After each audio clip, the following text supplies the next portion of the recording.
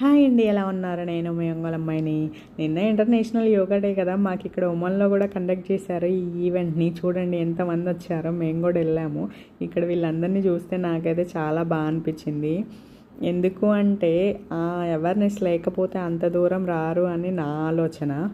అంటే వచ్చిన వాళ్ళందరూ చేస్తారు, రాని వాళ్ళు చెయ్యరు అని కాదు. కాకపోతే ఎంతో కొంత ఇంట్రెస్ట్ ఉంటేనే అక్కడ దాకా వస్తారు అని.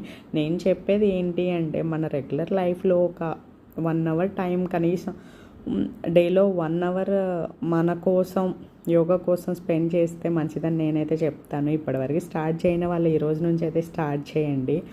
ఇంకోటి మేము ఇక్కడ వచ్చినందుకు గాను మాకైతే యోగా మ్యాట్స్, ఫ్రూట్సు, జ్యూస్లు, టీ షర్ట్స్లు అవన్నీ కూడా ఇచ్చారు. దాంతోపాటు మంచిగా అవేర్నెస్ కూడా క్రియేట్ చేశారు. నేనైతే చాలా హ్యాపీగా ఫీల్ అవుతున్నాను.